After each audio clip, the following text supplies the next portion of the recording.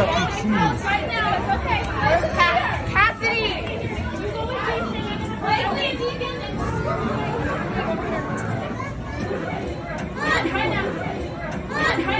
I don't think we're safe in our car.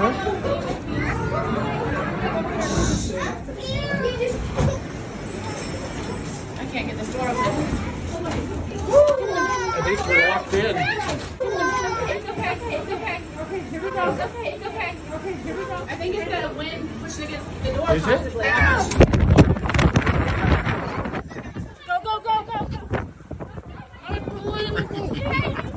Jesus.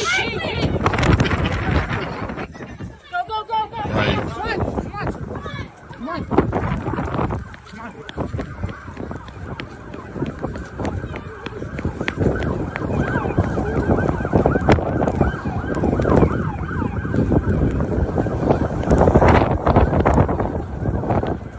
Get in there.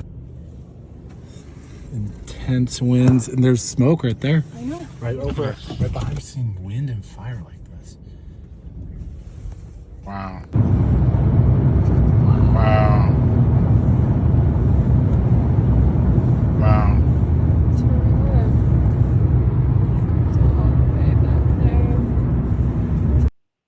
Welcome to Brothers and Booze. Little perspective for you there. That's Colorado, and I hear that they have 100-mile-an-hour gusts out there. Yeah, that was crazy. I saw somebody on Twitter posting that they were near that, and they wanted to go able to see what was going on, but they couldn't go out in their balcony because they were afraid they were going to get blown off their balcony. So, right. And my first thought was a negative one, which is, and I'll be completely honest, was like, why the hell are y'all at Chuck E. Cheese? Like, what the hell are you doing? But like with 100-mile-an-hour gusts, this thing moves at 100 miles an hour. So they went in there not knowing that it was going to be there. You know what I'm saying? It wasn't like people being reckless, and they were just trying to have a good time on. I believe that was today, New Year's Eve. So yeah, happy New Year's Eve. This is not one of my favorite holidays. We'll get into that in a minute. But anyway, happy New Year's Eve to everyone who's celebrating and having a good time. It's a rough time out there with the COVID and everything else that's going on with that. So I hope people are staying safe and being fun. And yeah, that. Real quick, I have a wonderful tequila barrel aged lot with limes and sea salt and an ale, Central Waters, fantastic brewery. Everybody knows that one. Tequila on the nose, Doug, so you know I love that shit. And it finishes like a goza. I'm not sure it is, but it gives a little bit of a it has that lime and sea salt that it's pronounced, but a little bit of a sour note. And it has sea salt in it, so it's a little salty, but not overbearing. So it might be a goza, I don't know, but it's gonna be done here soon because it's damn good. That's good. That sounds up my alley, even though like maybe on the sour end, but kind of maybe like a margarita. Maybe like in a margarita vein. Yeah. Yes, very margarita-ish. Absolutely. Fancy man. So I went to the North here about a week ago. So this is one of their bigger stouts called Big Bad Leather Daddy. This is their Beechwood barrel aged. They have 3 different variants on tap. And, I was able to cordon myself off in a corner away from everybody and have little samples. And then, but this was the best one that they had. So I'm going to open this, but I got this a week ago. So, hopefully it's still good. It should be. Happy 22, Jay. Jay had a, for lack of a better word, tumultuous 2021. Yes, he did. It was tumultuous. Yes. Look at that, baby. That's also, this is one of my beautiful. favorite glasses. Beautiful. It's a Duvel glass. Duvel. Yep. One of my favorites, but yeah. Duvel recently bought Bell's, right? I think they did, yeah. But Yes. and then yeah, that's the one. Yeah, I'm pretty sure they bought Bell's. That was the one. Or was it the? Didn't you guys discuss that in Badger Beer Hour where you were talking about Bell's getting purchased? And I thought it was. I thought it was like a Japan. It was. I thought it was like a Japanese out of like the Kirin tree bought it, but Big, black, and dark. What's going on there? So, Big Bad Leather Daddy's one of their bigger stouts. It's an imperial stout of theirs, and they also do like that's a kind of a homage to Big Bad Voodoo Daddy. I'm guessing, except this one is a Beechwood barrel age, and you get that. It's how you get oaky flavor. This is not like that. There's like a slightly bitter taste to it, like in that, like kind of is a nice compliment to like that sweet imperial stout taste. Like dark chocolate bitter. Close, but like if you get dark chocolate that was aged in wood. Okay. You know what I mean? So yeah, okay. But of course, Daniel says Kieran.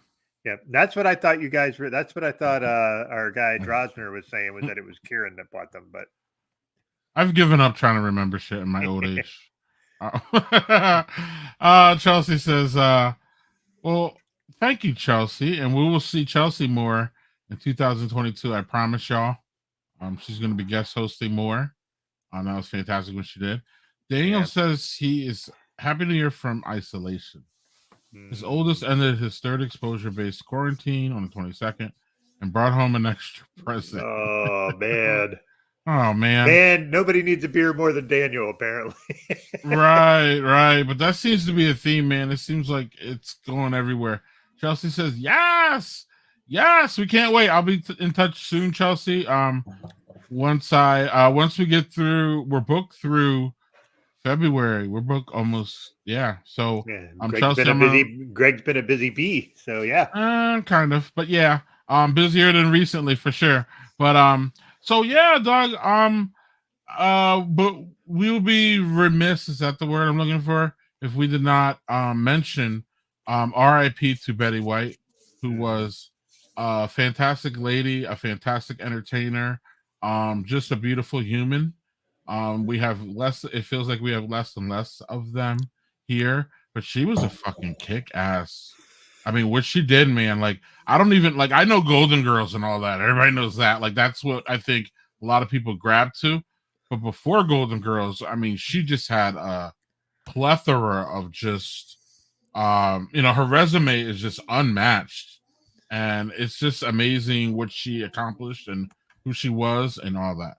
Yep. Yep. And she on the Mary Tyler Moore show. Now I'm old, so I remember watching that on TV. But her character on that was like a bit of a, back then, a hussy, like somebody who was kind of not afraid to do her thing. And that really wasn't something that people did, and on shows back then. But she was excellent on that. And they had Mary Tyler Moore was like the good girl, but she was like kind of the, I'm gonna go do my own thing. And I mean, she was hilarious then. She was hilarious. And I was a little young at that point to get some of the jokes, but if you watch them later on, you're like, oh man, they really got away with it then.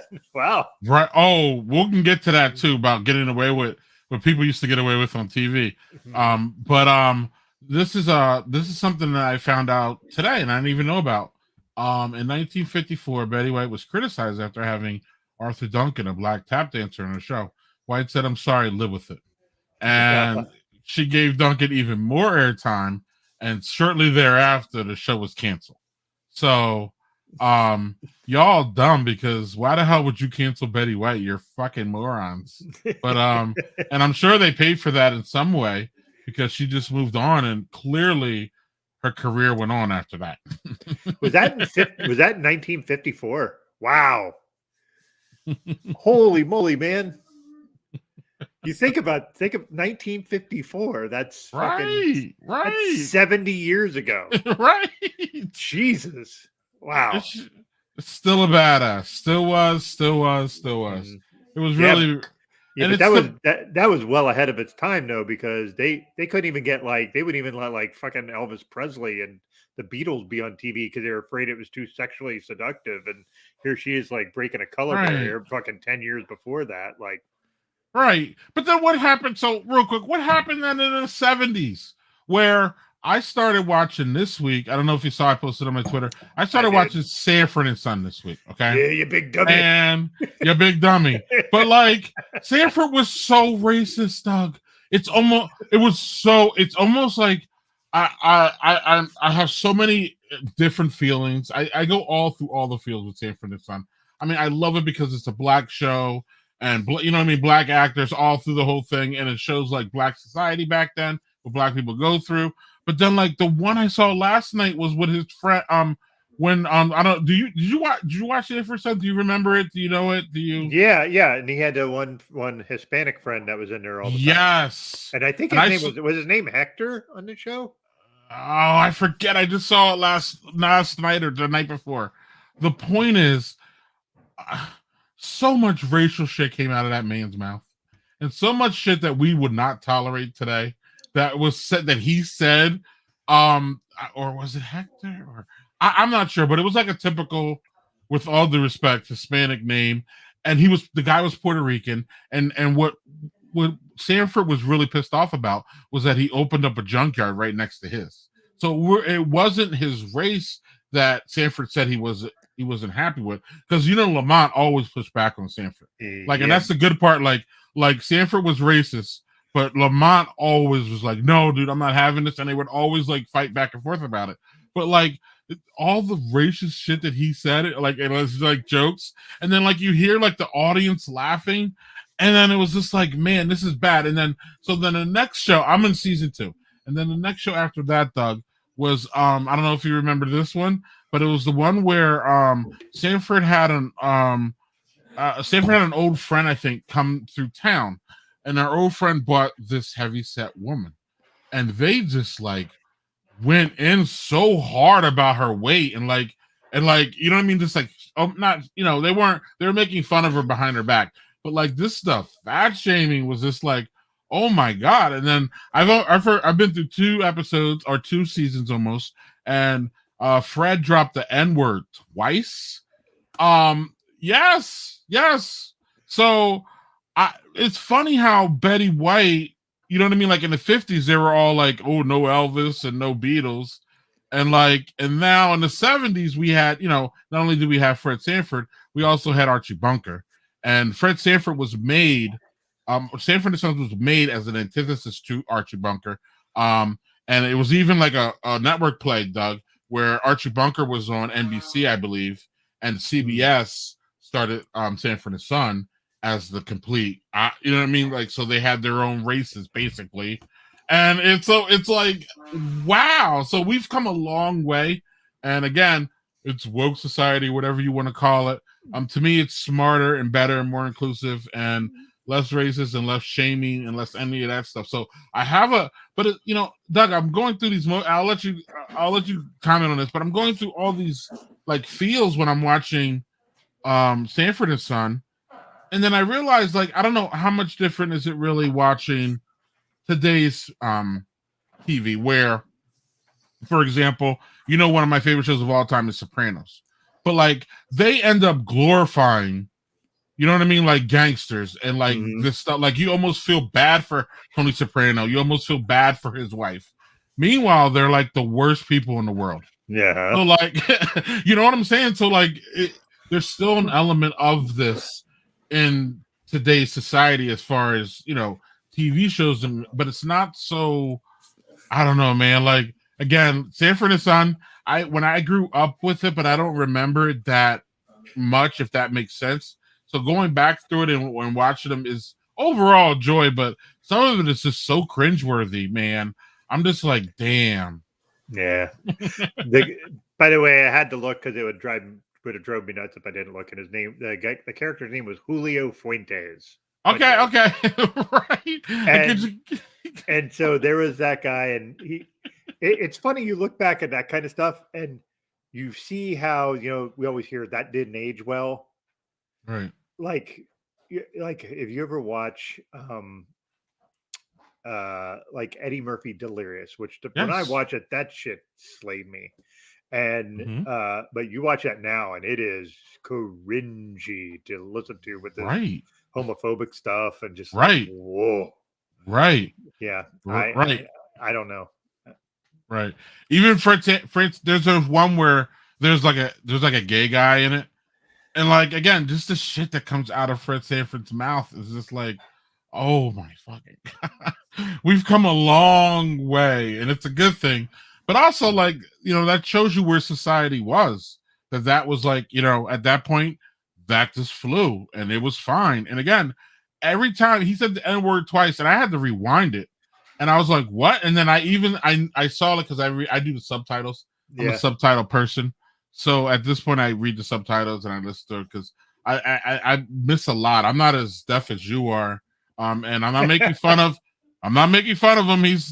He's the Doug is challenged hearing sometimes and hearing things, but I'm not as my hearing's better than yours. But I feel it's leaving me a little bit. So I'm good with the subtitles and it comes up in the subtitle, Doug. It says the N-word in the subtitle. So then, wow, right? It was because Lamont got married and got stood at the altar. I don't know if you remember this one. And then, like before that, Fred did not like his potential in-laws, and he called them jive ass. Wow. And it was hilarious. It hits differently it clearly hits differently when black people say it to other black people, but black people don't say that word to black people unless you're really trying to. It's almost as bad as when a white person says it because you're using it as a slur. So you know what I mean? Like he was using it as a slur. He wasn't using it as oh, that's my homie. You know what I'm saying? Like, man, that's my homie. No, he was like those jive ass, right? And it was. I laughed. The whole audience laughed, but it was like, wow. So anyway, yeah, I don't know if you're watching anything or not, but I started watching Sanford and the Son, and I'm enjoying it actually, and I can't wait to get through it. It's just great, actually.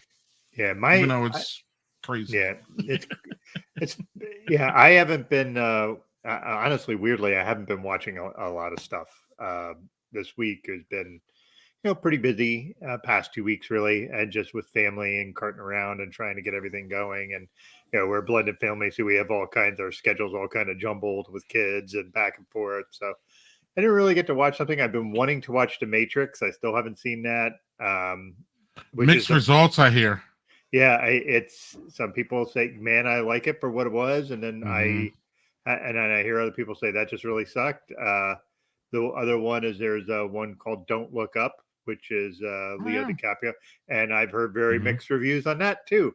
But it's just something where I haven't really, if I have been sitting down, I have been just kind of either playing Fortnite because it's dumb and I don't have to think, or watching like Food Network or shit like that, where again that stuff is all mindless, so I don't have to really think about it. Like I still haven't finished Arcane, which I want to. I still haven't started the new season of The Expanse because I'm still trying to get Joel to catch up, but we're only in season 2, so we got a couple seasons to catch up on that. But yeah, it's been weirdly like I haven't read anything. I've been finishing up that Mars Hill podcast. That's just freaking nuts. That podcast, that has weirdly held my attention, and it's all about religion, and I am not religious, so to hold my attention has to be a mess. For those who missed our stream when you talked about it, you want to jump in real quick about that again? Sure. It's a podcast called The Rise and Fall of Mars Hill.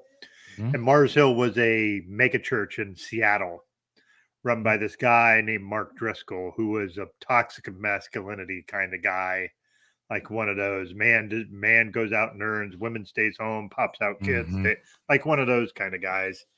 But the similarities between him and Trump are just staggering when you hear him talk.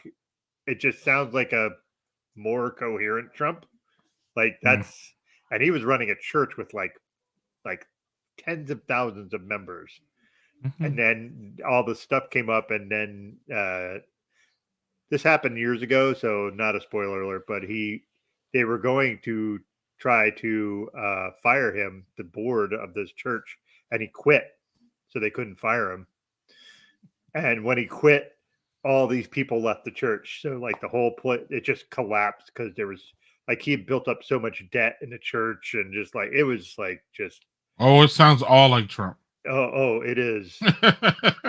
and it's super interesting to hear it, just how it collapses. And like, I don't know. You shouldn't take, I don't take glee in it. It's just more like, this is interesting to me. Why did this occur?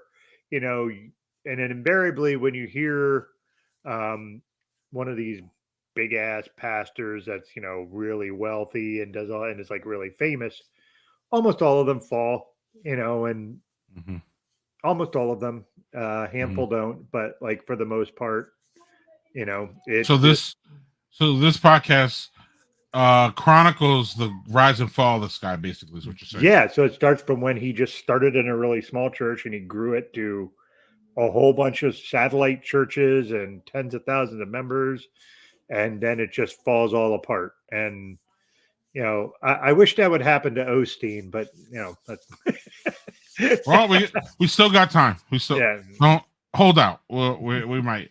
Jerry says that we should check out Red Fox's film Norman. Is that you? Okay, is that I wonder if that's a stand-up or what you got there?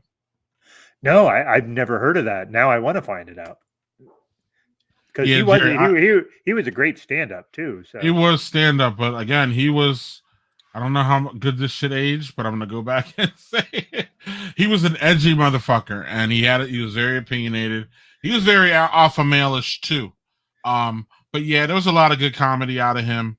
And again, I'm not gonna let that kind of ruin what it is, but at the same time, I'm still like, sheesh, dude. But and Red Fox, yeah, he's very interesting.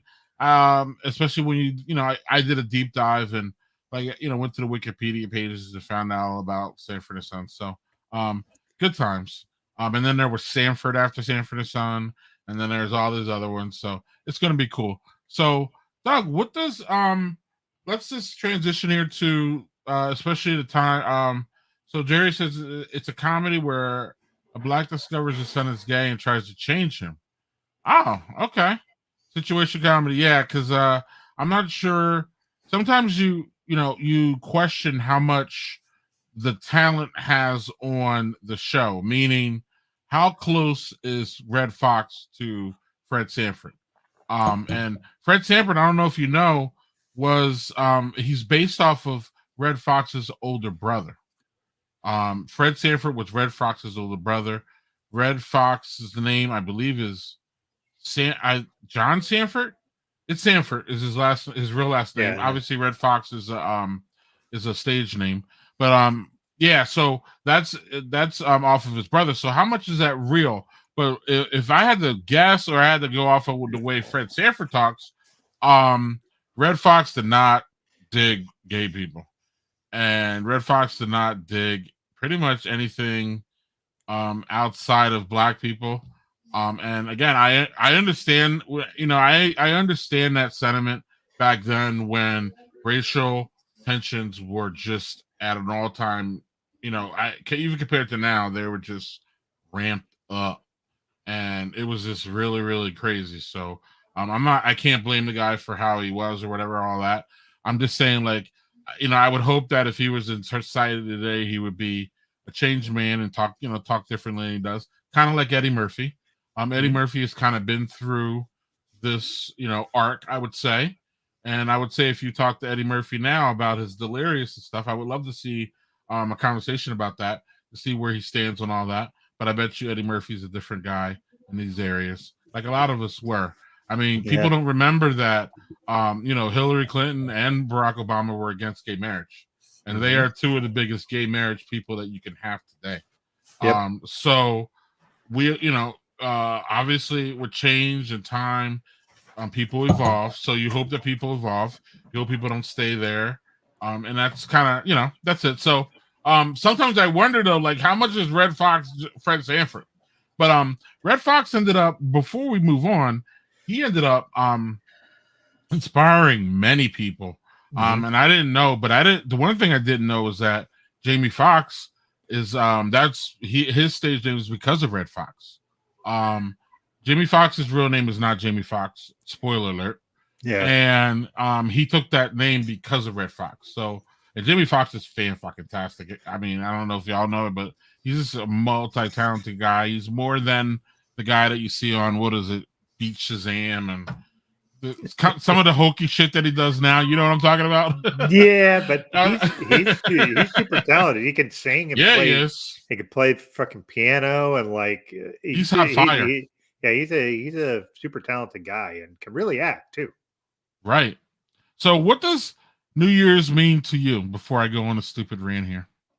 I will be honest. I've never been a huge New Year's Eve person. That's not been a thing that I thought was a big deal. I know a lot of people do resolutions. I don't really do that because, the resolutions tend to be something you aspire to. And then a couple weeks into the year, you're like, okay, well, maybe not that. But there's some things that I always think about. Okay, well, this year, obviously health is a big concern for me. So I have to that's actually a thing that I will follow through with because I have to. But, there's other things that Jamie Foxx, not just electro for sure. Mm-hmm. So yeah, there's just that. There's, obviously I've been really lax in writing stuff. I was fortunate enough to be on the Dad 2.0 podcast to talk, and that made me think, man, I really should do some more writing. And then, of course, I didn't do any of it. So that I'm hoping to do more of this year. Because is that out? I didn't see that. No, that was something that's recorded. I don't even know it's been publicly announced, but gotcha. Cool. But that's coming up in January sometime. I know they also interviewed our guy Shaka Armstrong, so that'll be coming out too. So, yeah, he's the guy I want on this stream. Yeah, I'm sure. Fridays are tough for him, I believe. Yeah. But I'm gonna reach out. Okay. Yeah. But what about you? What does New Year's mean to you when you're? Oh, New Year's is the worst holiday ever, in my personal opinion. I think it's made up. It's garbage. Like it's not. It's everything bad about America. Sorry, that's exactly what I think about it. It's this random. Listen. First of all, the New Year's could be it could be the start of any month. It could be the end of any month. It could be the beginning of every month. So I don't believe in this calendar thing. The Chinese people have a different calendar. They're fine. But this all started, and I'll keep it real. This all started because my birthday is January 2nd. And I just really, when I was younger, I was really annoyed that nobody really gave a fuck about my birthday and the aspect of just wanting to get together. Like all I want to do is get together, have a good time, and everybody's done partying. Everybody's done with everything on January 2nd. It's almost the official day to be done with the holidays. It's literally the official day to be done with the holidays. And it just annoyed me to tears. And then I always had to go back to school, especially when it's a weekend. It's a fantastic fun time. When it's a weekday, it's just like the sludge begins on January 2nd.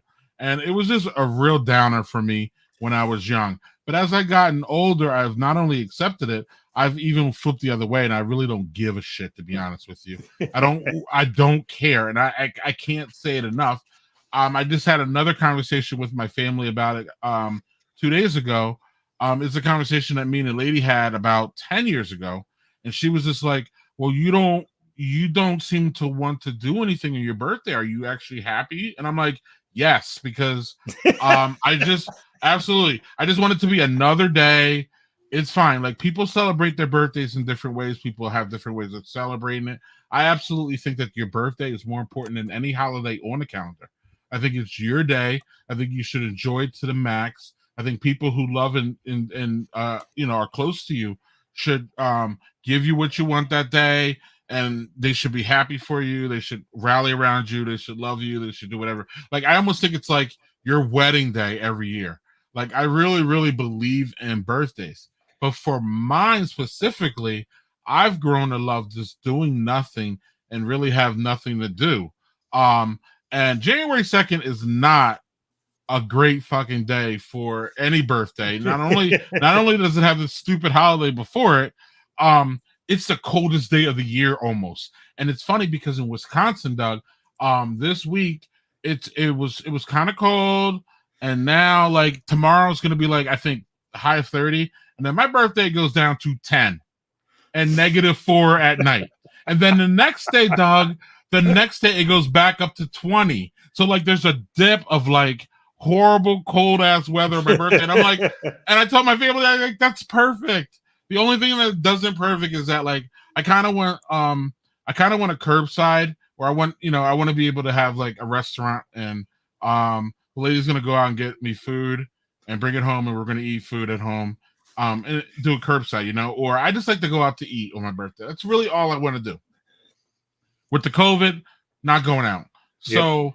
I just want to make sure that when she goes out for my curbside, that it's not that cold and it's not rainy, windy. Other than that, I really could care less about anything else, to be honest with you. So, but my dislike of New Year's Day started with that. And then again, as I gotten older, I've kind of seen it for what it is, which is some fake holiday that we're supposed to get together, and I don't know. And it just really annoys me, Doug, too, about the new me, new year, new me stuff. Like, I'm just tired of hearing it, to be honest with you. And social media has ramped that up to a negative level for me personally, that I don't even get on social media for the first like week. The only time I get on, I've taken myself off of it, seriously, because I get so annoyed by everybody saying new me, and everything's going to be new and all this. And it's just, sorry. Generally, I believe it's retarded because y'all not going to do shit in February. Like the new me, new you, all that bullshit ends in like January 15th.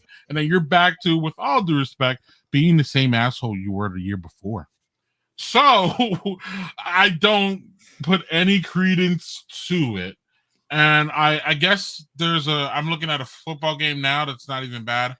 I guess it's a football holiday or something. I don't know, man. I just can't get with this holiday. Like, I just can't. I try, Doug. I really, really try. But it just doesn't sit with me. It's funny is you were talking about your family having this discussion about New Year's Day, and we had a short discussion earlier. Well, me just kind of ranting against it, to be fair, was about Valentine's Day. That's my least favorite holiday because that is a completely friggin' made up one. Okay, but you know what? Somebody in my family really likes that day, and I'm like, you know what? I should ease up because they do. I don't. Right.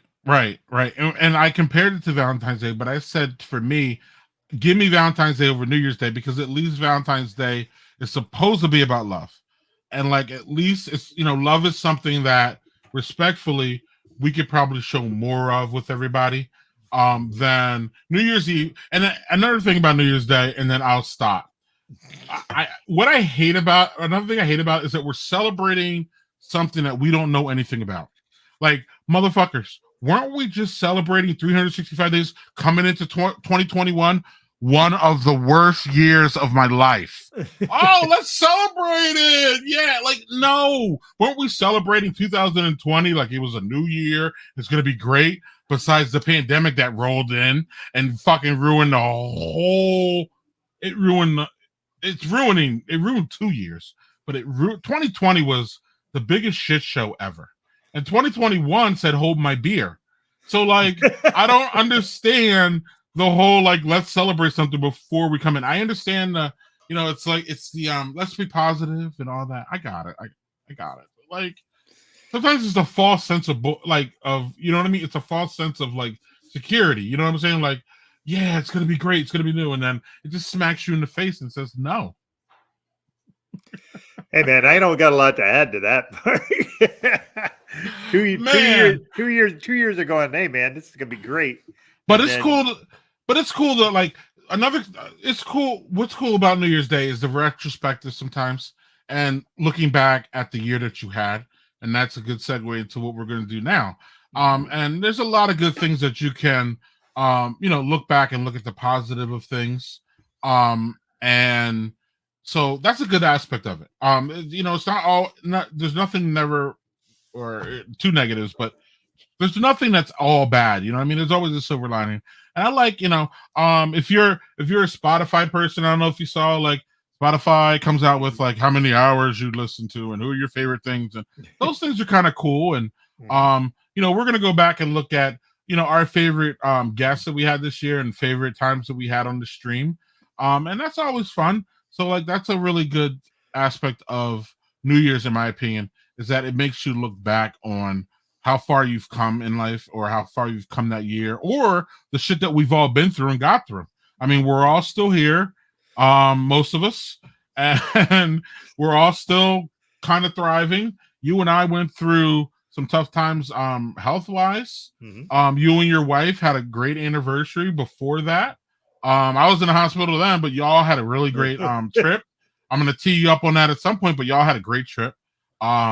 Even during COVID, y'all got lucky, man, because y'all picked a really good time, Yes, a really nice sweet spot.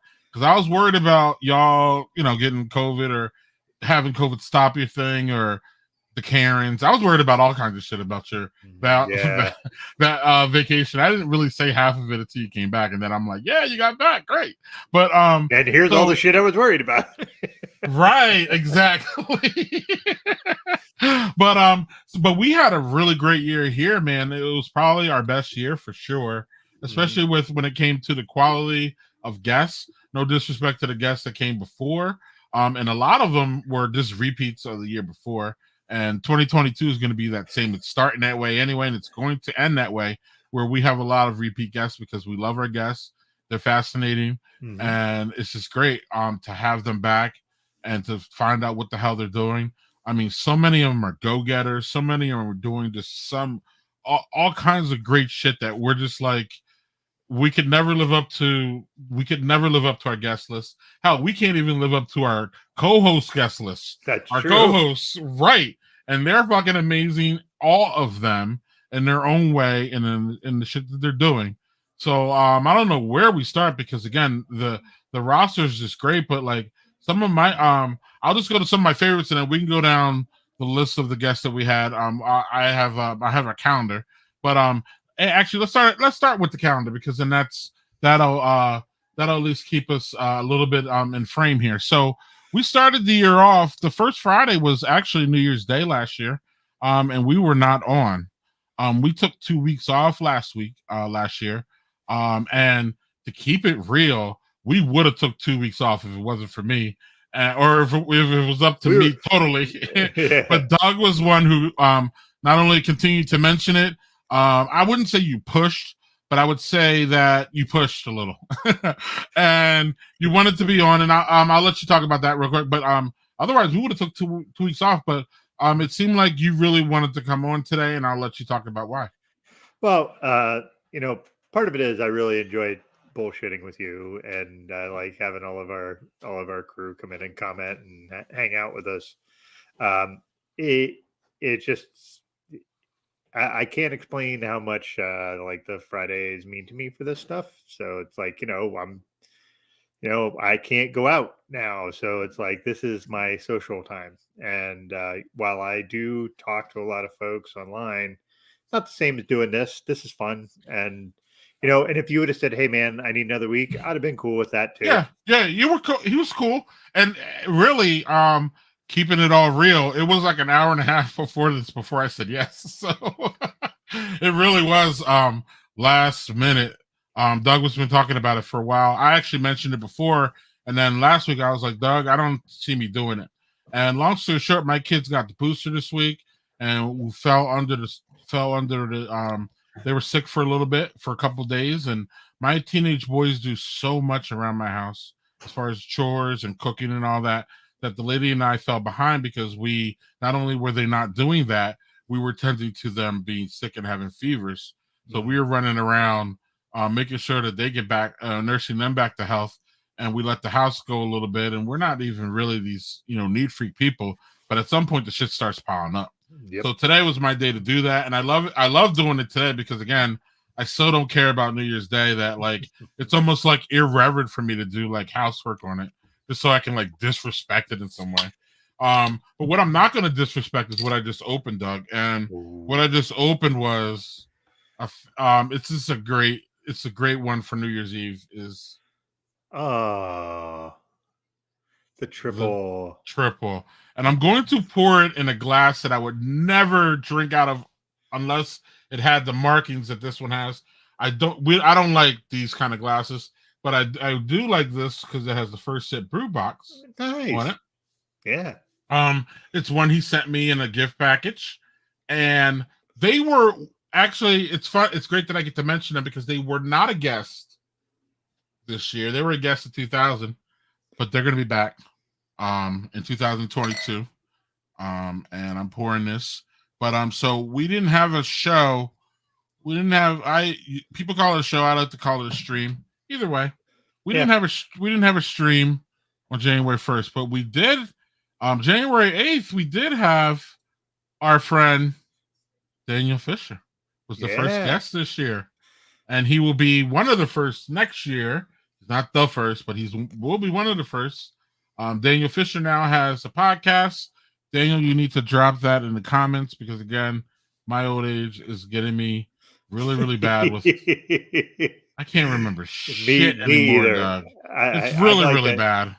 It's really bad. Yeah, I'm with you. I'm the same way. I'm like, man, what the hell was I supposed to download again? And then I have to go searching for it. So I'm with you, man. I'm with you on that. But after Daniel, we had our friend Roberto, we had Paige, and we had the Wisconsin Beer Baron, and that was all in January. That was a hell of a fucking lineup for 1 month. Right. And January. Roberto is just fantastic. And you know how he's an interpreter and he's funny as hell. I see you laughing. He's funny, he's witty, just everything. I don't know. He's another Dad 2 alum. Paige is just an awesome beer writer. She represents the Minneapolis area so well. She's just a beautiful human too. It's just great. Love her. Wisconsin Beer Baron. If y'all don't know, we have a nice collab that we do called the Badger Beer Hour. He's just a great authority on Wisconsin beer. He's a great guy, and I'm just glad that I was able to collab with him. I met him at a like a networking event or something, and then I don't know, he just took my you've gotten these calls, you've got a message too. He just took my message when I asked him, hey, are you interested in the project? And it would not be the same without him. He's our news editor. He gets these wonderful interviews. We're going to be interviewing both owners of New Glarus Brewery at some point. Wow. Yeah. You guys even had the Langenkugel guy on the one time too. This is all Beer Baron. Awesome. This is all Beer Baron. His connections, he's built up 10, 15 years of just writing, and he's got a Rolodex for Wisconsin breweries that is just unmatched. And he's just a great guy, and he's a great writer, and that's why he has what he has, and it's great. So to start February off, we had Miss Ann Thoreau, and she is fascinating. And she's correct. She corrected it as Thoreau. Thoreau. I'm sorry. Yeah, because I pronounced it that way too. When she came on the show, it's actually Thoreau, and I was like, okay, but sorry, right? Sorry, Quebecois, and I missed that one. But yeah, she was super interesting because holy moly, she's a superb writer. She's really a superb writer. Yeah, like inferiority complex with that one. Like it's just it's real. If y'all can find her. And then she's out of Ontario, right? Is that what it is? Yeah, and she was living outside Toronto, and then she moved and bought a house, but I can't remember where it is. But I think it's still in Ontario is a province, I recall. Yeah, so, yeah. And she chronicles this on her Twitter page. Like, she's really open and about her life on Twitter, and she's really if you're into self-deprecating like humor and conversation, that's really her. Like she downplays herself almost too much, like in my opinion, from what I know about too much. But again, I guess it's enough for her. But part of her, like when you first start to follow her, it's part of her thing that you have to like understand about her is that she is self-deprecating. So like, you know what I mean? I almost think it's to a level, but she's fine with it. So, and I'm not trying to fuck with her creativity or any of that, but like it almost feels sometimes like, damn lady, you're too hard on yourself. Like you're pretty great, and I think she knows who he is, but she downplays it. What do you have a comment on that? Well, she's also very openly talked about issues with depression and things like that. So I think it's genuine that she does that. Oh yeah, self-deprecating. It's not an act. Genuine. Right, it's not an act at all. Right. I think she realizes she's a very good writer, but hey, I've been complimented on my writing too, and I still think I'm shit. So I get it. I get it. Oh, so, we get it. We're self-deprecating all the time, so we get it. Right. Yeah. So then we have Mrs. Ariana Bradford. I mean, what a find. What a find, right? And we just had her recently, y'all. If y'all missed it, it was about 3 weeks ago. We just had, actually, it was only three. Yeah, 2 or 3, whatever. We had her and her husband on talking about Costa Rica. And if y'all want something to read about, go to her blog, ArianaBradford.com. In her blog there, she chronicles it, and it's really good. And then they got a podcast that you can jump on that too. Yeah, that podcast is Costa Rica 2 Ways. I just actually downloaded the first episode of that today. So right. Oh, that's fun. That's fun. I've already been through it. I'm a huge fan. That is what we call around here, quote, a Doug guest, meaning as y'all know, or some of y'all know, or maybe you don't. I would say I book probably 80%, 85% of our guests, and Doug books 15. And I like to point out the ones that Doug books, because then it tells everybody what Doug, Doug's flavor and what he brings to the stream, and it's a different flavor than I do. And if you mesh it all together, you get this wonderful stream that we have. So Ariana is fantastic. She's great. Look her up. We're trying to get her on to be co-host, but she's busy as hell. I mean, we're all busy, but living in Costa Rica now kind of makes it a little bit I would say harder, but it's just more interesting. And she's got her own podcast too, and I could say that I'll take a little bit of credit in her podcast because oh really, my shit's, oh yeah, I could see this, Doug. Yeah, my voice sounds computerized. Okay. Ooh. But I could say this real quick about Ariana. I think that we helped push her a little bit to do her podcast. Because it didn't seem like she was that confident. And we've had some conversations back and then post-production with her, but like, come on, lady, you're great. You'd be better than us at this. So we've pushed Ariana. But she clearly pushes herself, and she's just a star. So she had a book, she's a star. I'm just saying, I think we helped her a little bit, Doug, push her in this area of like, being on video and streaming and all that. Yeah, she said as much. Like she said that we were help her in her impetus to actually do a podcast. So that's awesome. Hey, great. That's awesome. So then after that, we had your podcast partner, Jay.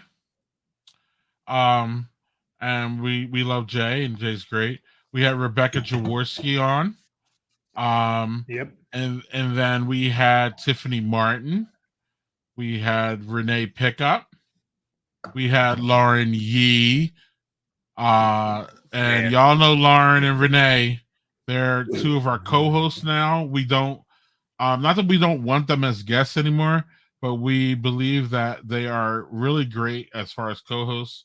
They bring the female angle that we cannot and we won't be able to subsidize or bring.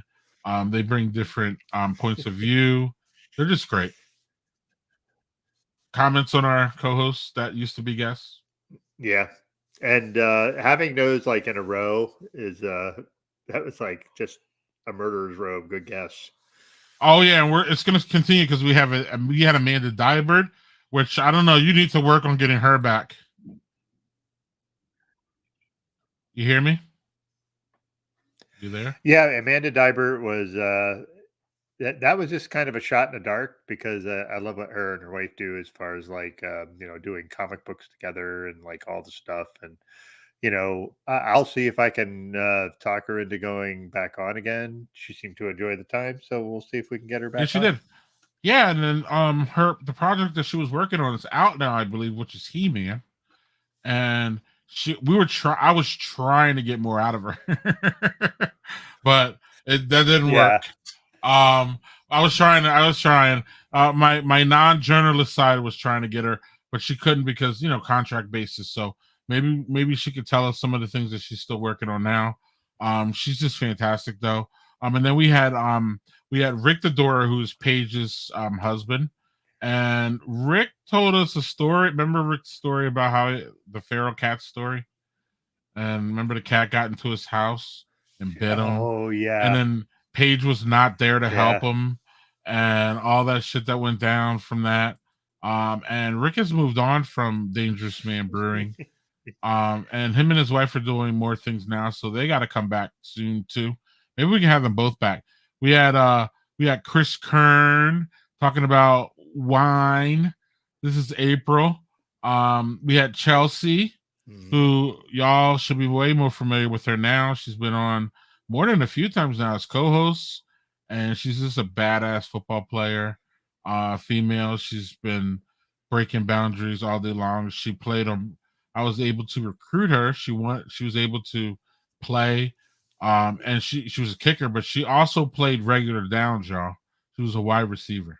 So it wasn't like she was just kicking. And not that just kicking isn't, what the boys, not that that's not enough, you know what I mean? That's not badass in itself. How about that? She played downs, regular downs, y'all. So she's just a badass and fantastic, and we love her. We had Carrie Jaworski, Rebecca's, so they were the first two married people to be on, not together, but separate. And now Carrie, past guest news. Carrie is now the general manager at Working Draft Brewing, which is one of my favorite ones out of Madison here, and one of the best ones for the record. Their brewmaster is amazing, and hopefully we will be getting that collab going with them in the new year. So one person that we didn't have on this year, Doug, that we will have on next year is our wonderful, beautiful, fantastic friend, Afro Beer Chick. If y'all don't know about Afro Beer Chick, where the fuck have you been? Yeah, for real. You need to look her up on everywhere, but she's prolific on Twitter and she's outspoken and fantastic. And we need to if you still listening to ABC, I'm gonna hit you up soon. We're gonna we still got to get that collab going. I'm still serious about it, but it got derailed because of my hospital stay, and you're coming back on this year. So we didn't have you on in 2021. My mistake. We need to get you on and talk about everything that you do and everything that you're doing. And Doug and I both love you, and we're just sending our support. And again, my bad for not having you on this year. You were absolutely, with all due respect, one of my regrets that I wasn't able to fit you in on this. Art Eddie, are you out there? You're another one that you were scheduled, and then I never really rebooked you, so we got to make sure that we get you back. Also, gracious. Fantastic. Right. Thank you. She forgives me, so that's great. So yeah, where else? So then we had let's see here. One of our favorites, Doug. Oh, Doug is all over.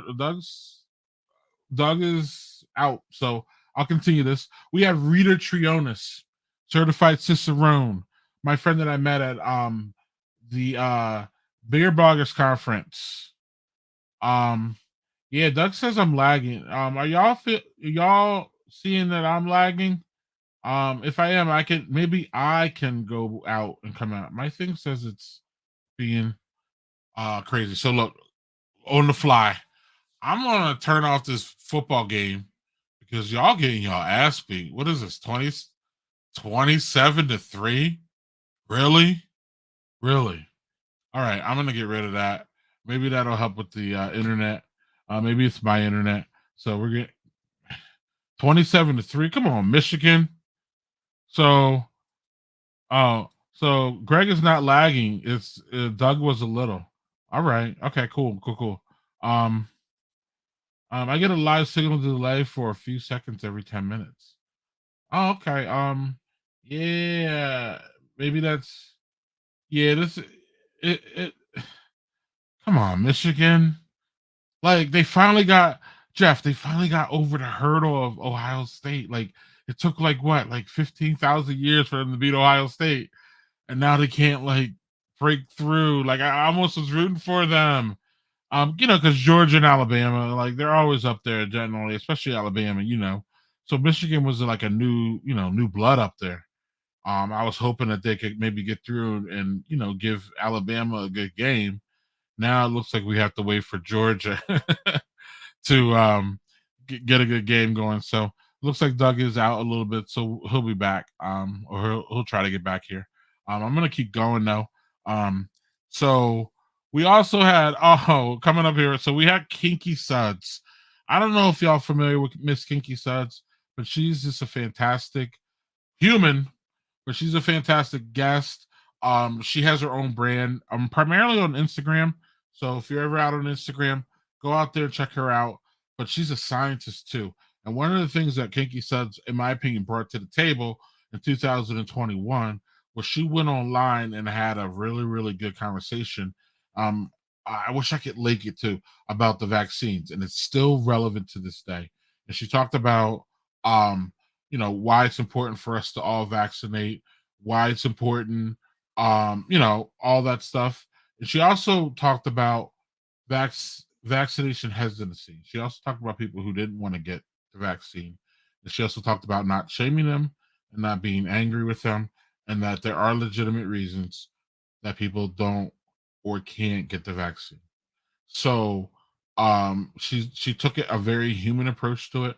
She's just a fantastic person, but also though she's a fantastic scientist because she was able to express and talk about the vaccine in a way that even I got it, and I was able to explain to my sons about, because my sons were under the impression that that the vaccine, like my sons were under the impression, like everybody is, that when you get the vaccine, that's part of the COVID. And so they put the COVID in the vaccine and then they inject you with it. So you're actually being injected with COVID. And Kinky says like, no.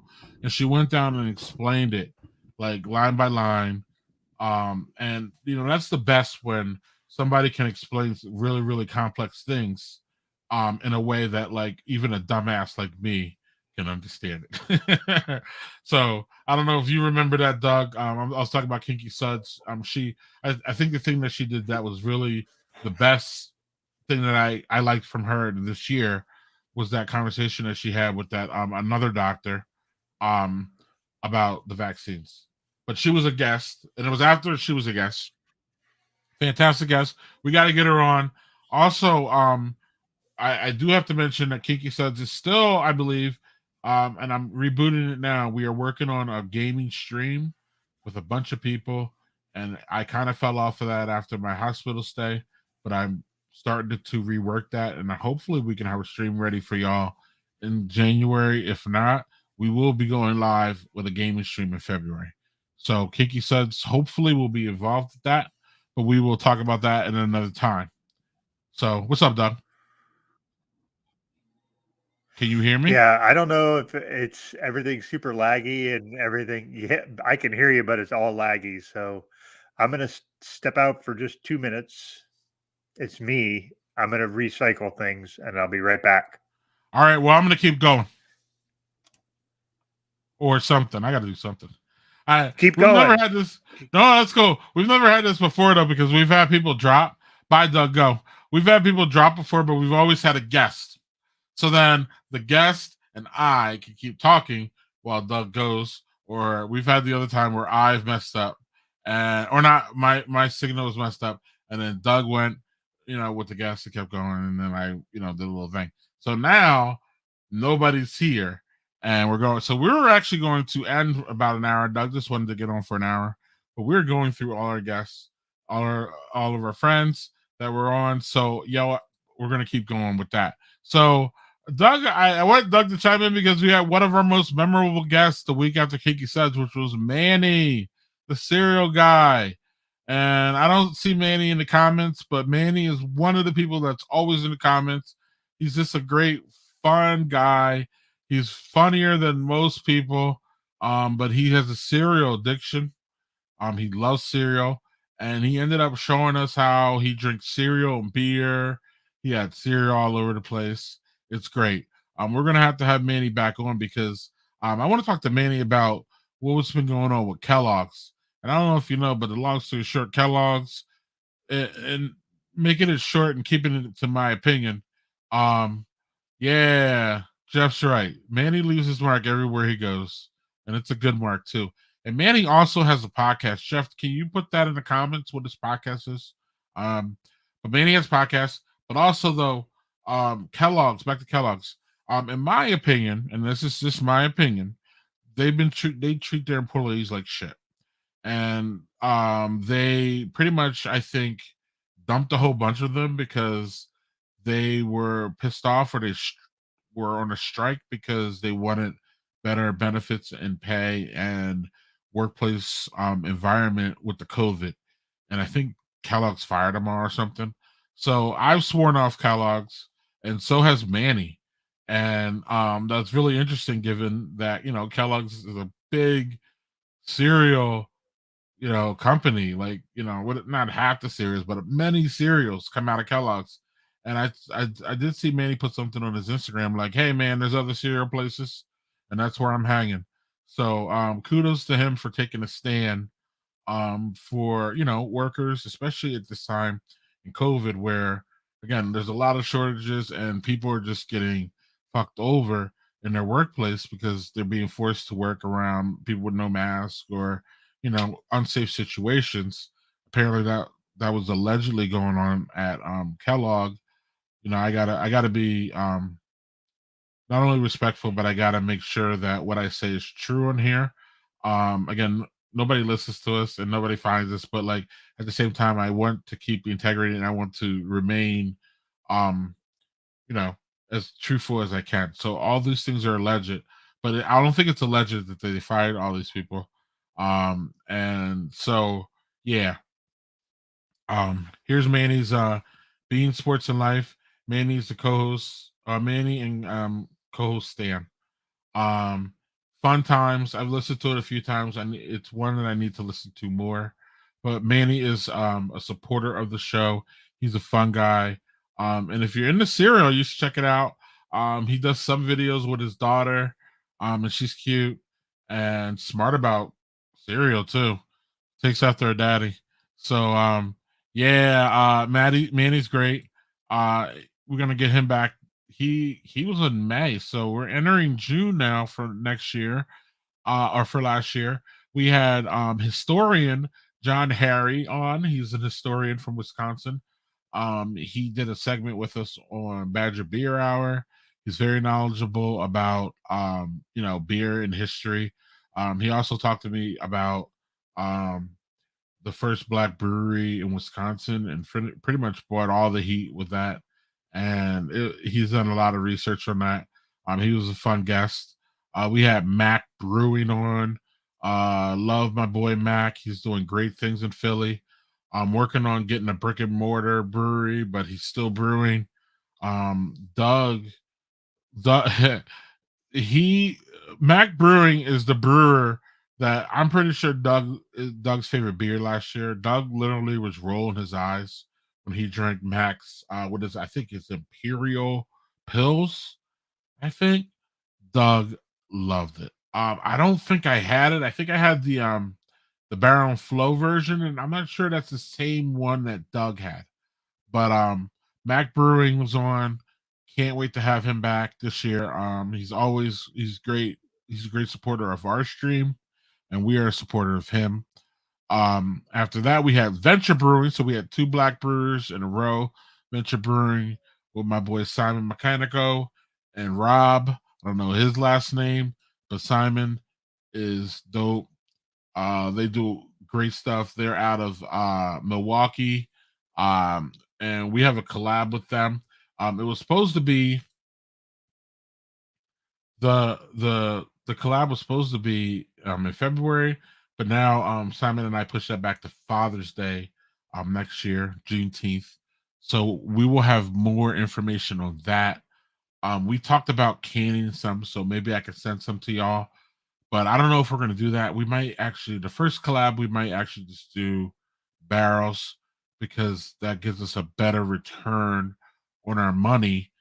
And then we can give more to the charities that we want to give. So we might take that angle. So it might just be local to Wisconsin only, but if it's not, I'll let y'all know.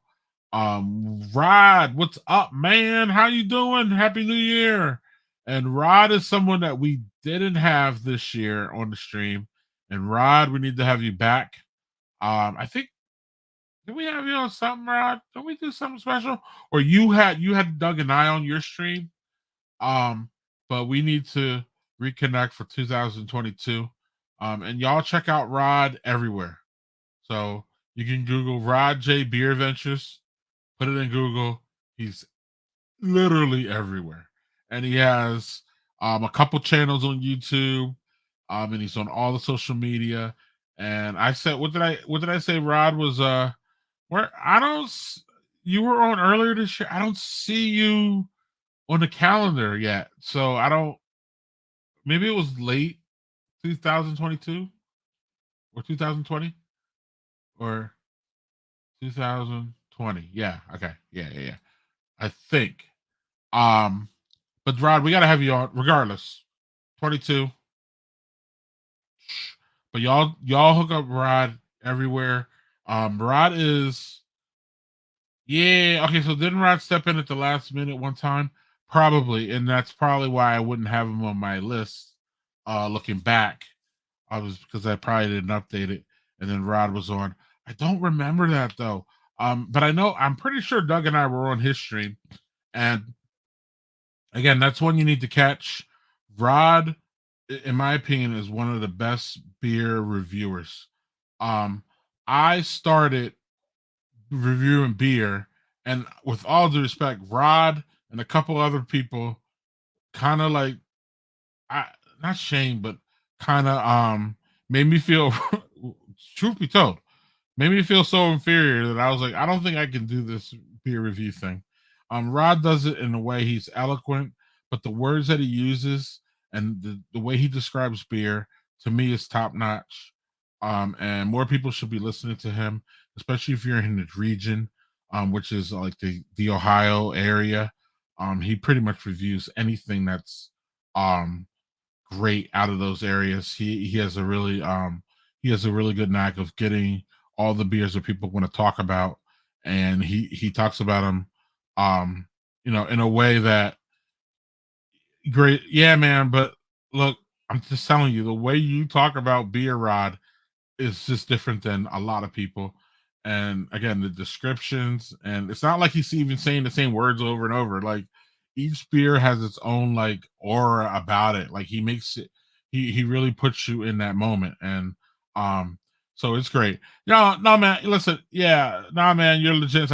Yes, but like in the whole beer, I still need to bring my game up as far as being able to describe beers. I'm really not that great at it, I don't think. But I do talk a lot about a lot of beers and I love it. But yeah, yeah, but the way you talk about beer, man, it's just fantastic. And I can't say it enough about how people, if you're into beer reviews, that's your guy. I'm just saying. And you're moving to Baltimore. All right. That's exciting, man, because well, I wish you luck moving during COVID and all this shit too. But that's exciting in a way because I think that'll open up a whole different area of beers that you'll be able to procure and get, and then you can talk about them. You know what I'm saying? Not that you don't, so like when you move to a different region, you get more access to different beers. So that's great. So yeah, we talked to 2 black brewers in a row here. And then we talked to my friend Kevin Mckeever. He's a big he's a writer, he's a great writer. But he's also in the New York area, and he talked to us about the New York beers, but also like Major League Baseball and the effect that like craft beer has with not Major League Baseball, minor league baseball, and about how this craft beer hitting minor league baseball now. You can find a lot of them there, and there's starting to be some synergy between the two. Kevin talked to us about that. After that, we had Steve Smith on, who is a gamer. He has a podcast called what is it? Gamer Review Go. It's like a long line. Him and my boy Matt Clark. We talked gaming that night. That was fun. It was great. Looks like Doug is trying to be back here. But talked a little gaming with Steve Smith. Oh, then we had Aaron and MJ Govea, which was a great interview. Aaron is a self-proclaimed masshole. So we talked about his Patriots, and we didn't really get into, I don't think we really got into the Celtics or like the Ball Sox, but he's a big Patriots fan. His handle is Daddy Files. But him and his wife wrote a book about miscarriage and about how men go through miscarriage themselves. And the only thing I could do is recycle the router and modem, and that's not going to help. It's just a fucking... No, I don't think that's ready yet. Yeah. Oh, MJ and Aaron. Aaron's fantastic. Find him on Daddy Files. But they wrote a book about miscarriage and about how miscarriage clearly affects women, but how men basically internalize that. So the father of a miscarriage internalizes that, and there's really no outlets out there. So they wrote a book about that. I don't have it here, but you can Google either Daddy Files or you can Google Aaron and MJ Govea, and it'll come up under Amazon. It was just a great resource for, again, fathers and women, and mothers too. It's good for both, but for fathers specifically, because again, there's a level that fathers just you're just supposed to man up and not, you're not supposed to have emotion, and you're supposed to be strong and all that. And yes, you should be strong, but they wrote a book and talked to fathers of miscarriage and how they not only help themselves, but they gain support, and how they can support their partners going through that. So that was it was fun, but it was also serious. And I'm just glad that they were able to come on and talk about that. And Aaron's just a great guy, in my opinion, good human being. If you don't like the Patriots, though, he's a really good person to argue with and go back and forth with. And it's just funny, real quick about Aaron. This is real funny how Tom Brady left, and now like Aaron has seen Tom Brady in a different view now that he's not rooting for him, and he's going through like a metamorphosis. He doesn't hate Tom Brady, but like he's vastly more critical of him, when he's not on the Patriots than he is. But he's a real Patriot fan, and I give him props for being, a fan of this team. And I guess it's easy to be a Patriots fan, but this man will be a Patriots fan, until he dies. Tom Brady ain't coming back, and so like it's just great. He's fun too. Fun, knowledgeable, and he put out a resource that a lot of people could use. So kudos to him. After that was our friend Jerry Richard. Yay, love Jerry.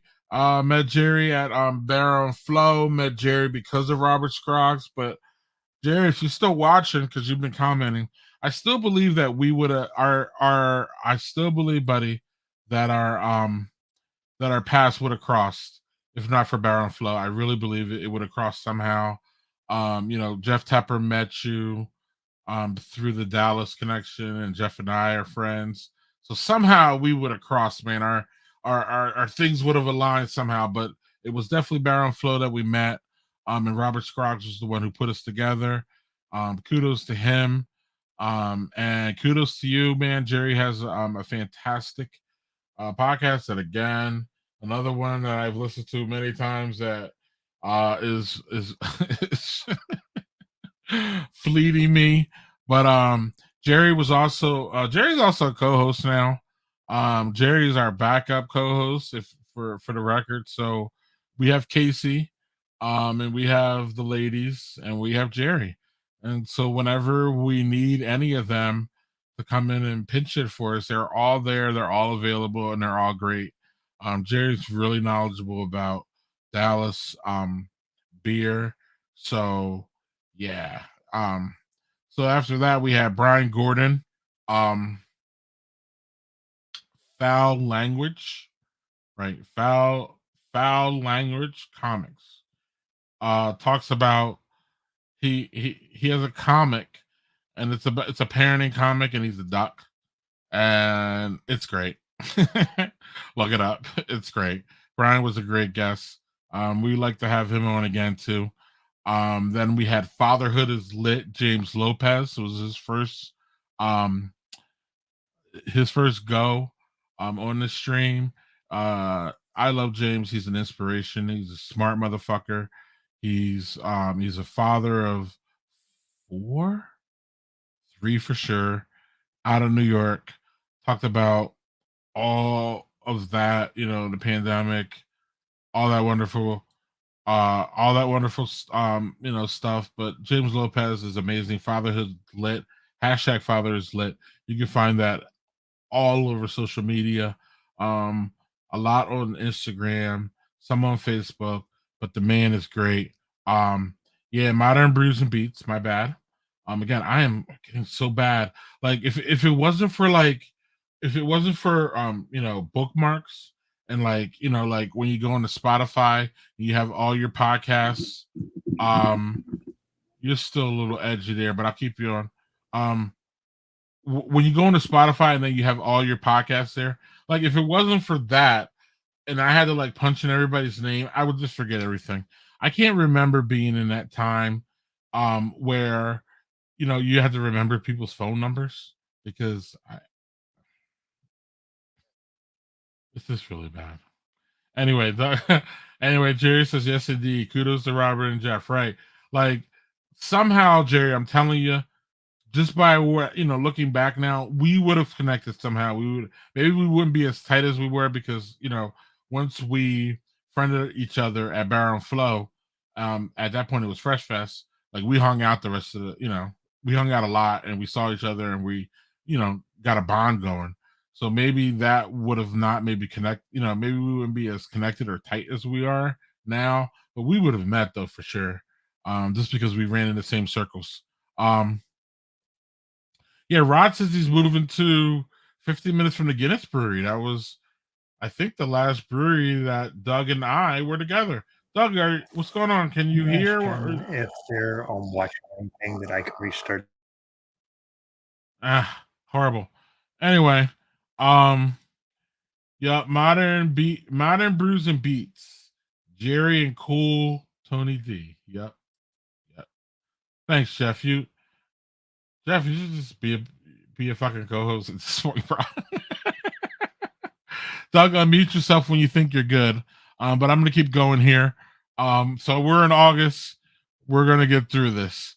The first guest in August was fantastic and wonderful beer writer Jeff Allworth. He wrote this wonderful book, which is handy because I've been reading it. Beer Bible. This is the second edition. And then he went on a book tour.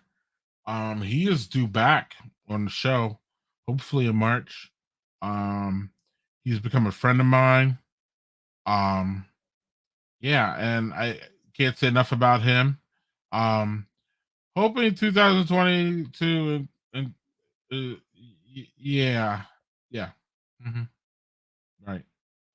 And Matt, I don't know if you missed my rant at the beginning. Yeah, like 2021 said, hold my beer to 2020. And we were really so hopeful that 2021 would be greater. And to me, in many ways it was worse. In many ways, because 2021 was supposed to be the rebound. It's supposed to be like that rebound girlfriend that you had after you got devastated by the one that you loved. She was the love of your life. And then you had the rebound one, and you thought that, like, you know, she would be better. And so we had Jeff Allworth. He'll be back soon, hopefully. He said that he wanted to come back and recap his trip around America, especially during COVID. So that was great. So then after him was Stubbs, wine, beer, bourbon connoisseur. He literally was in his pool the whole time. He was skinny dipping while on the stream. So he made a lot of history on the stream by being the only skinny dipping, the only person that has been on the stream with no clothes on. And it was funny. It was definitely one of our most memorable moments. Him and Manny really brought it when they were on the stream, as far as succeeding to be different, and just fun. Stubbs is a fun guy. He was the first person I met at the Beer Bloggers Conference.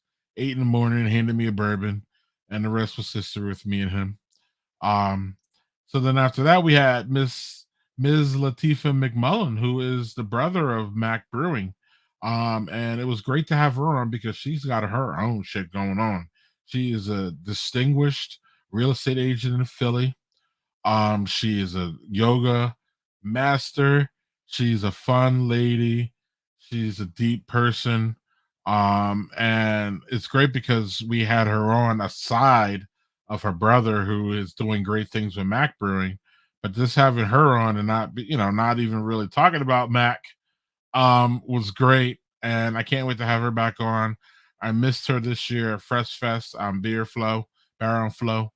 Hopefully I can get back there next year and I can hang out with her because she's just a really great person and fun to be around, knowledgeable, all that. So look her up if y'all in the yoga in Philly, and really look her up if you're in Philly and you need a place to buy or you need to know the lay of the land as far as the real estate goes. She's on it and she's killing it, and it's great. So after her, we had Andy Lytle, who has his own. We talked. Andy Lytle's a Browns fan. He was a podcaster for Browns. I don't know if he's still doing that or not, or if he's going back to it. But he's a big horror dude. We talked horror movies for like 2 hours, and y'all, that was one of the most engaging shows that we had. It was with Andy Lytle, and he's going to be coming back. I got to get a hold of him. We're going to try to get him back on with his podcast partner in March or April, and we can talk about horror movies again. I mean, y'all just went wild with him in horror movies. And again, I'm not that much of a horror person, but I was engaged and I was fun. And Andy taught me that horror, it spans, horror is bigger than I think. They're like, Aliens is a horror movie, and I was like, Aliens, like what? So like, and then I thought about it. Yeah, that shit was scary. So yeah, it works. But Andy opened up my eyes about it, and him and Doug went into a tangent, and we're gonna get him back soon. We had JHG, president of the National At Home Dad Network. It was fun and weird and interesting. Not weird, but it was interesting to talk to him about how running a convention in the middle of COVID, a national nonprofit convention, COVID, and how that was going. So talk to JHG. September 10th, I see here, it says we didn't have a show.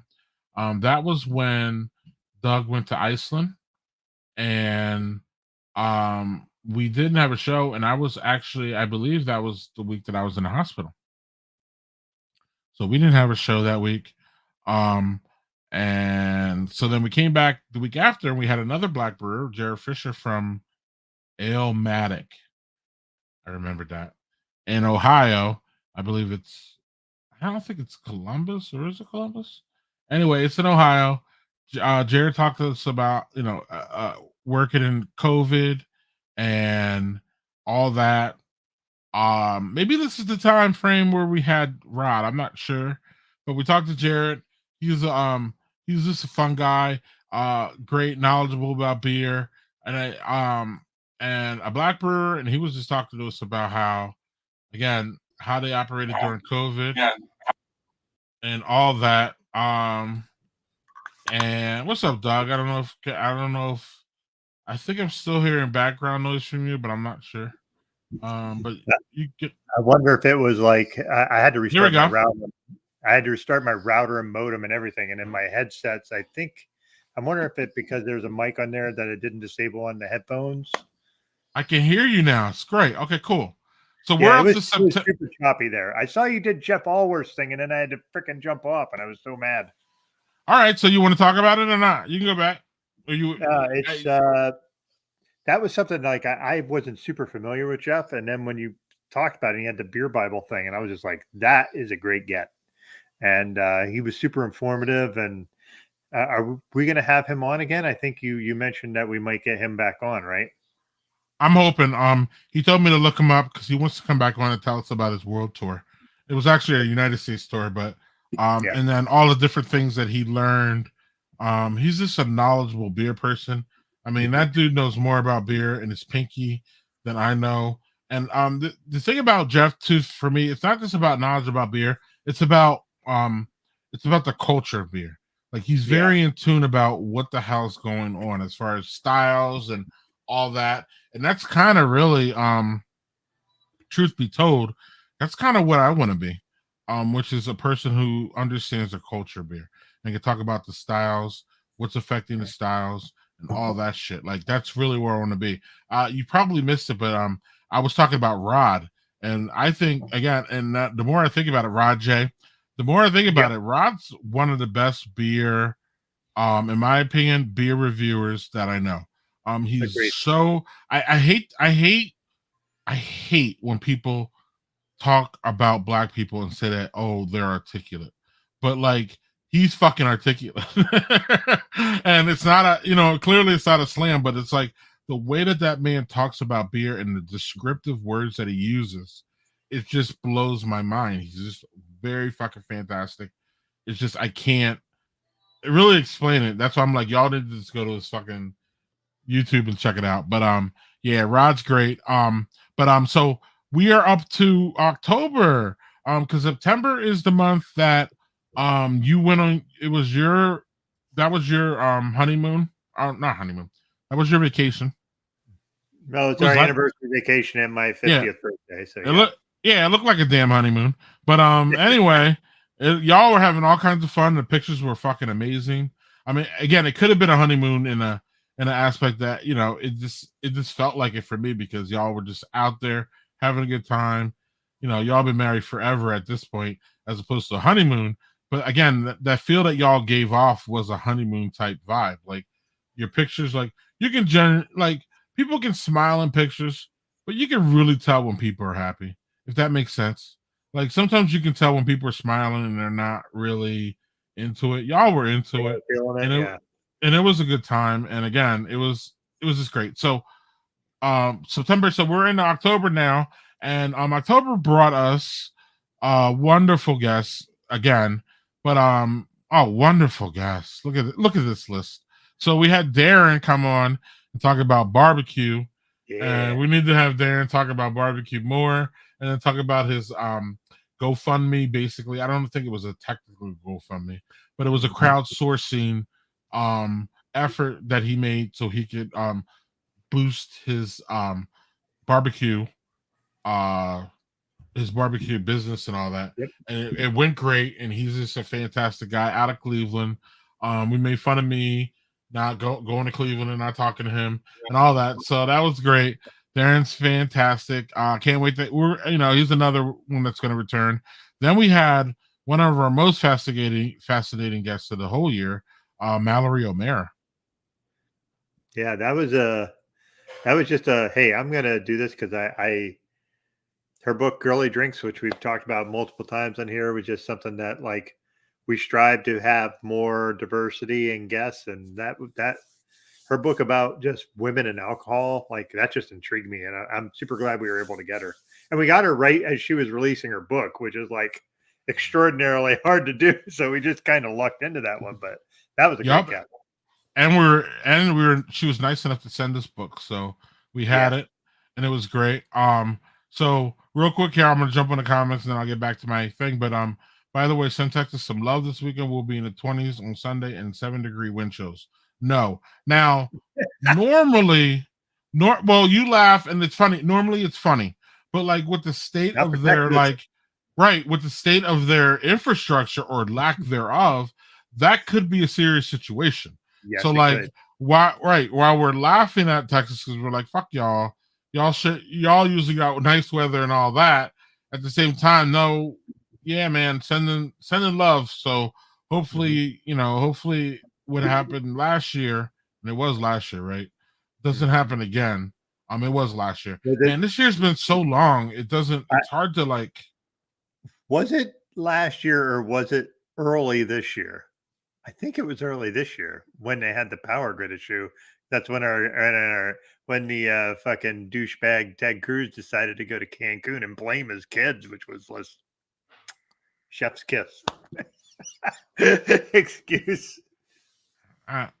We're not going to go down that rabbit hole, Ted Cruz. We'll just skip that. But yes, everything you just said is true. Anyway. So next time Darren is on, you need to ask him about his work in foster care.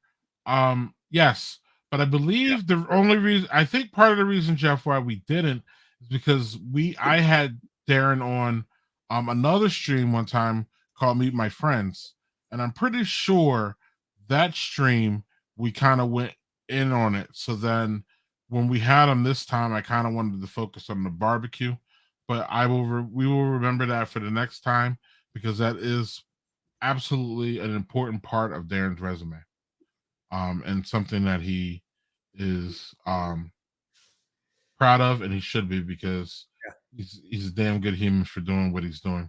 In that aspect. Manny says you rang. What's up, Manny?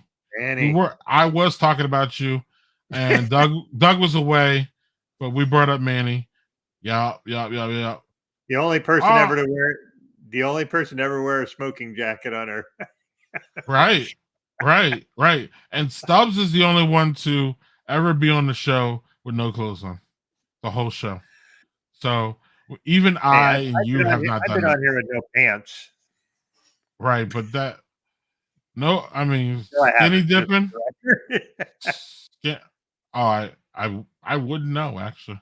That's pretty funny if you did that. So after Mallory O'Mara, and she's an accomplished book person. She hasn't won any awards, but I don't really give a shit.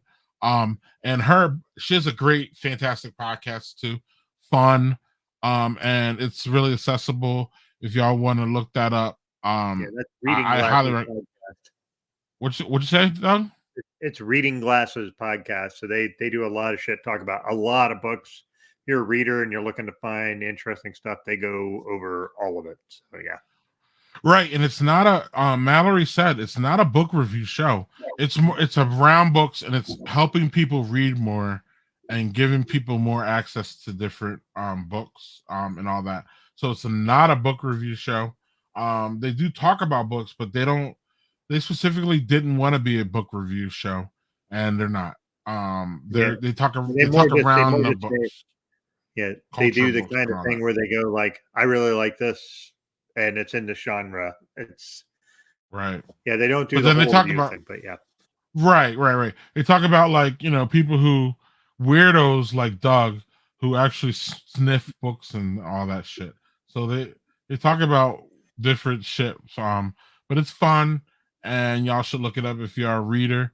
And again, it's helped me delve into the books more. So they're fun. Then we had, for lack of a better word, I call her Miss Throat Punch, Jen Mann. And she is fun as hell. And actually, she's got a book coming out. That's past guest news. Has that book dropped yet? It drops in the new year here in a couple of days, okay. I do believe. Okay, right. And then she's ready, willing, and able to come back and talk about that. So we need to she's one of your guests, as I love to say. So we need to reach out to her soon and have her come on and talk about what the latest is. It's his Throat Punch book too, right? It's a new one. It's she's trying to branch out from that. So the Throat Punch series had a bunch of books, and then she's doing something more midlife called Midlife Bites. So, gotcha. Okay.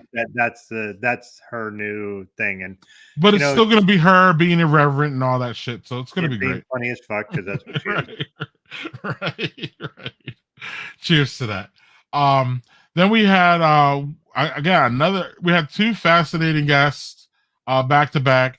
We had farmer Clinton Kelly, and then we had distiller Jamie Summers. Yeah, those are two and I'm gonna say you can't say I'm sorry, Jackie different. Summers. Sorry, Jackie Summers. My bad. Yeah, and hearing Clinton's perspective on things and then hearing Jackie's perspective on things were just really super interesting. Not that they were way apart. Hardly. They were actually pretty similar in just the idea of doing things for others and things like that. And just vulnerability. Being vulnerable. And yeah. But you're right. You got New York City Slicker and you got Texas Farmer. Yeah. What? Yeah, their message was essentially the same, right? Right, and they're just both very good human beings. And if people listen to them more, it'd be great. But I mean, I still use the term "dick rockets" in this house, and my kids laugh. My oldest loves that fucking term, dick rockets. It's just too much. Jackie's is too much. He's too much.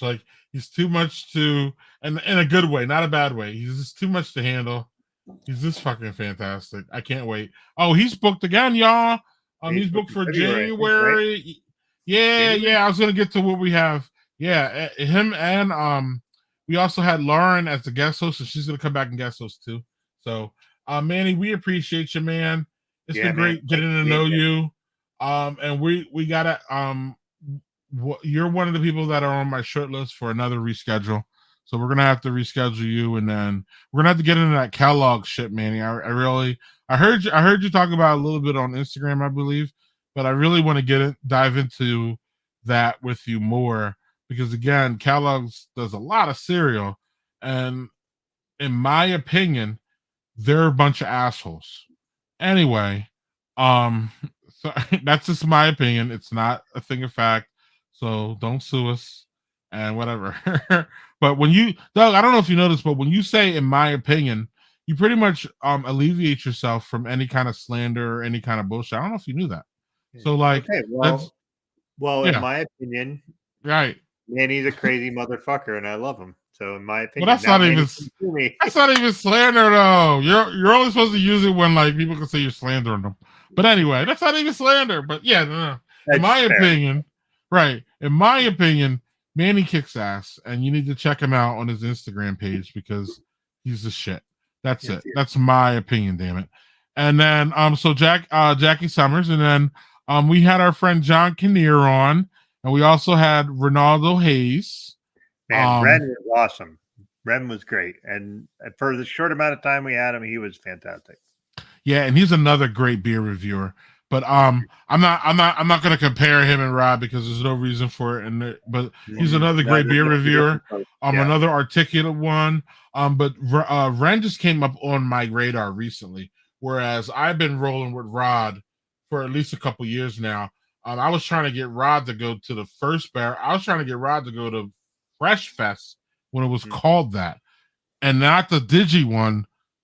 You know what I'm saying? The regular one. And Rod was supposed to go, but something happened. So Rod and I have been rolling for years. So Ronaldo, I just knew him really a couple months ago, and I just really met him a couple months ago. So I've been rolling with Rod for a long ass time. So no disrespect to Ren, because Ren is great too.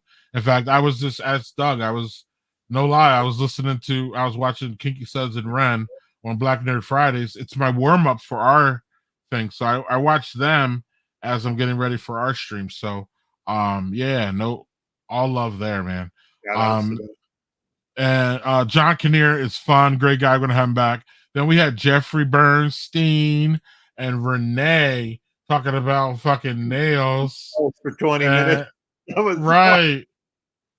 Right. You and I were like, hey, go on. Because we're just going to sit here and listen. Right. Oh, yeah, man, he got his page back. He had a, do you remember that? He had a, yeah, what were you going to say?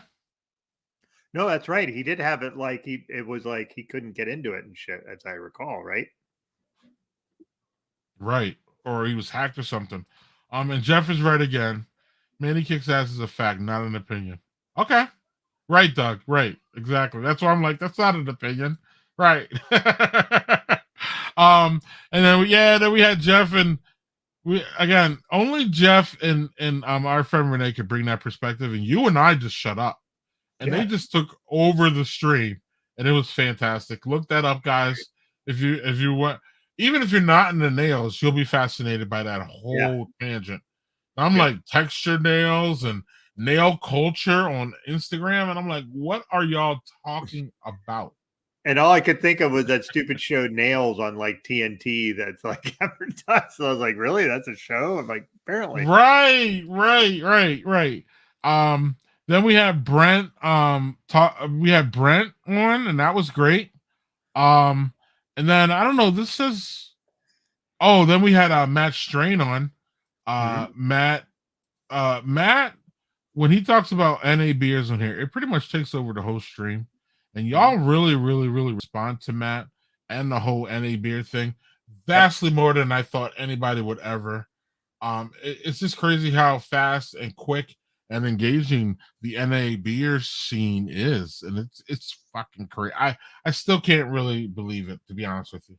Like I really can't. No, but I think it's cool because it's like, as you and I have said, it's brothers and booze, but like we want people, whoever, to come on. You know, we're gonna have Jeff Bogle on, and he doesn't drink. He's gonna drink craft beer. So like that's something that we haven't had on before. Like we want folks that you're not just don't have to be a beer drinker. You could be any stripe of drinker, whether it's water or freaking seltzer. We don't care. Come on, we're gonna have a good time. Then we had Ariana and her husband, and so Ariana was on twice this year. Yeah, deservedly so. So, Doug, real quick though, I'm not going to tease them all, but I will tease some of them. You please. We have Brian Weltzbacher, who's going to talk about Oklahoma. Doug, you have a shirt. He's a great graphic designer. He's an author.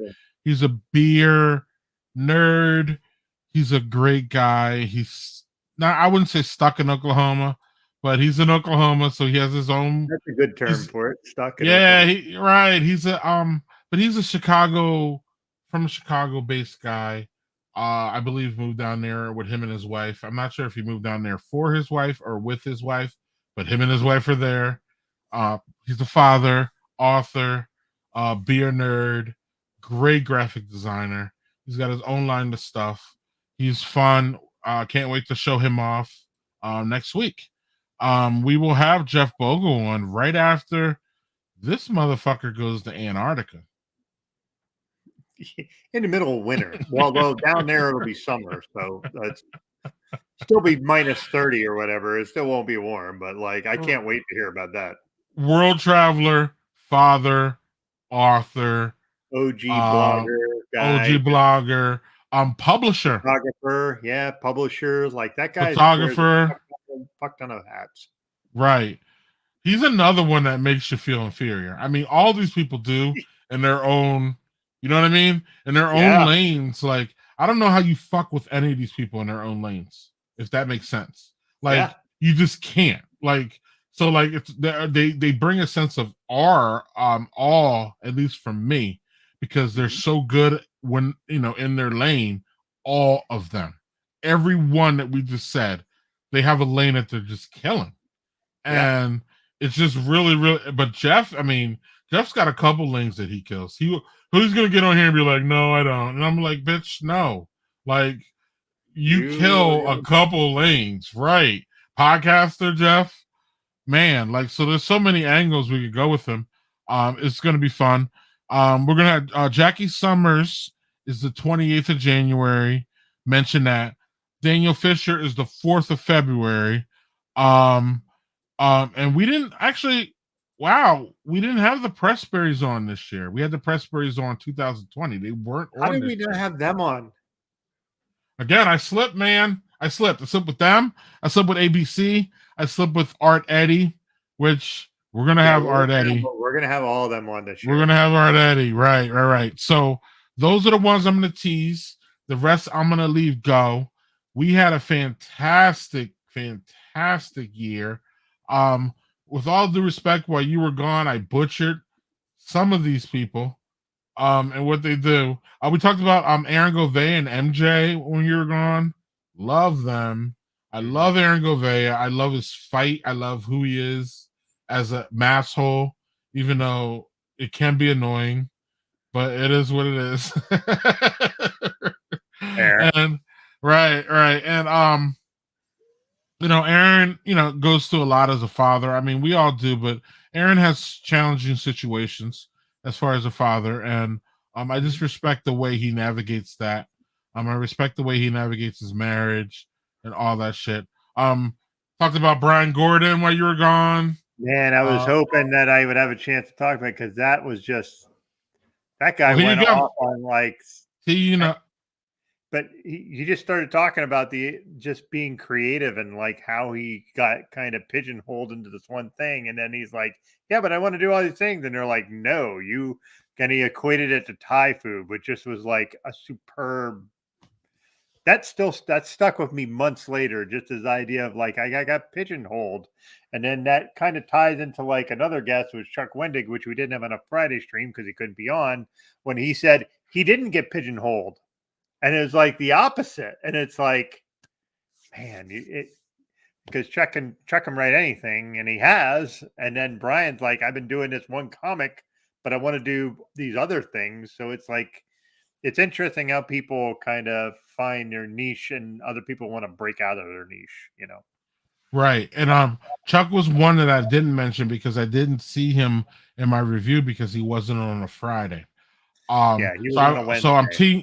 going to tee up on him real quick, but Chuck Wendig, I talked to Doug before in pre-production here about having Chuck on a Friday. We had him on a Wednesday because he was hard to book on a Friday, but I'm going to try. I asked Doug to try to reach out to him to get him on Friday so our Friday crew can see him, because we can't guarantee that y'all Friday people saw him on a Wednesday, but he was one of our most fascinating. Again, we had a whole lot of fascinating guests. He was clearly in our top 10, at least my top 10, because he wrote all the Star Wars books on top of his own books. And so, yeah, and he was Doug's guest. So, Doug, I'll let you speak a couple words on him. Yeah, just for him, he's a writer, but he's one of these people. It's like when we were talking about Bogo early, they do 1,000, like all these different things. And you're like, where do you find time to be all these things and be so good at all these different things? Right. Like Chuck is also a photographer, and he photographs birds and wildlife, and he is phenomenal at it. We didn't even touch on that hardly at all when he was on, but he's also like this. He loves apples, and he likes heirloom apples, and he kind of goes out of his way to find them. And it's like this weird fucking thing. Like, who the fuck goes out of their way to find heirloom apples? He does, because this fascinates him. And he's a person who says, this interests me and I'm going to go dive into it. And he just does. And those kind of folks fascinate me, because I'd love to be able to do that. And I don't. And he gets compared to the great Stephen King, y'all. So if y'all interested, I'm not. Again, I haven't read any of his books, so I can't speak to any. I haven't read either one of those books, to be honest. I think I read one Stephen King book, Misery. My point is that people who know more about books than me mention those two in the same words. So he is really, really, really good. And y'all need to look him up if y'all are looking for something to read. Funny guy. Yeah, and then if you're in the Star Wars universe, you should either know about him or you need to know about him, because he wrote a couple Star Wars books too. That I hold a lot of reverence for him, even though I didn't read them, because he explained to us on the stream about how he wrote in the first gay characters in the Star Wars universe. So that is fucking amazing to have the balls to do that. So props for fucking that. And representation fucking matters, and Chuck Wendig knows that. Yep. So I will see if we can't get him in, because I'm going to tell you, folks, if you haven't heard him, he is just this person that you just go, that guy is fucking great, and I would like to be his friend, because you would never be bored talking to him. He's just a fascinating guy. And for some reason he spoke highly of us afterwards. I don't know. Yeah, like I was stoked about that, but like, because it's one of my favorite authors, so like, right. I'm like, wait, who? That was very much a dream. That was very much a dream guest for me. So I'm like, you must be talking about Doug. I don't know.